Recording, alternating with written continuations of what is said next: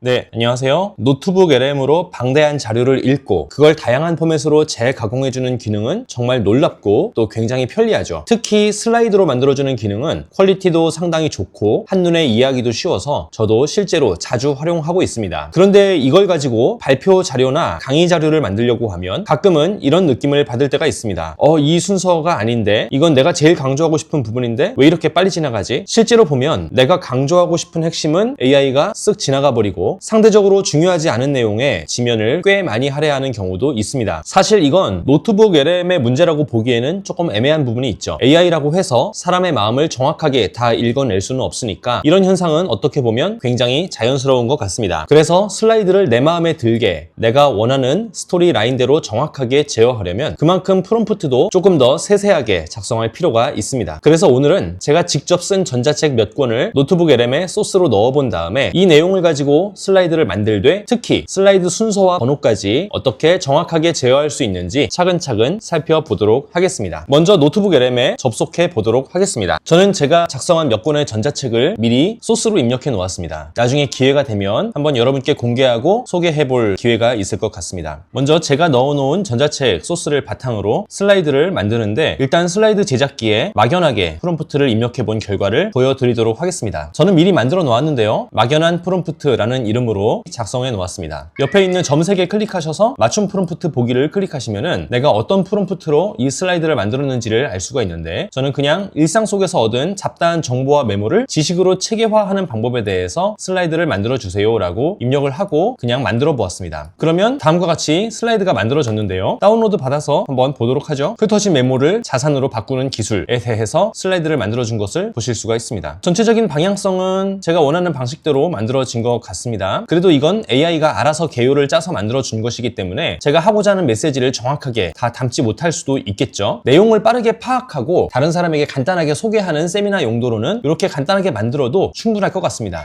이번에는 조금 방식을 바꿔보겠습니다. 먼저 채팅창에 프롬프트를 입력하는 겁니다. 일상 속에서 얻은 잡다한 정보와 메모를 지식으로 체계화하는 방법에 대해서 슬라이드를 만들 거야. 여기까지는 슬라이드 제작기에 막연하게 넣었던 프롬프트와 똑같습니다. 여기에 저는 슬라이드 번호와 주요 내용을 적어달라고 해서 개요를 짜달라고 요청해 보았습니다. 그러니까 이와 같이 슬라이드 구성안을 개요로 만들어 주었죠. 이 방식의 장점은 어떤 내용으로 슬라이드를 만들지 내가 미리 예상할 수 있다는 점입니다. 보시면은 슬라이드 1번부터 2번, 3번, 4번, 5번 이렇게 총 10페이지 분량으로 슬라이드 개요를 만들어 주었죠. 이거를 복사 버튼을 눌러서 복사한 다음에 스튜디오에 있는 슬라이드 자료 연필 모양 아이콘을 클릭하신 다음에 만들려는 슬라이드 자료에 대한 설명에 붙여 넣는 겁니다. 저는 이렇게 미리 만들어 보았습니다. 슬라이드 개요만 넣었을 때 어떻게 만들어지는지 보도록 하겠습니다. 다음과 같이 슬라이드 구성안, 흩어진 메모를 지식자산으로 만드는 법 이렇게 해서 AI가 뽑아준 슬라이드 개요를 그대로 넣어 보았습니다. 이 단계에서 AI가 짜준 슬라이드 개요가 내 마음에 들지 않으면은 직접 수정할 수가 있습니다. 그래서 내가 원하는 스토리 라인대로 흘러갈 수 있도록 제어할 수 있다는 장점이 있죠. 이런 프롬프트로 만들어 놓은 슬라이드를 한번 보도록 하겠습니다. 이렇게 보시는 것처럼 일상의 기록을 지식 자산으로 바꾸는 기술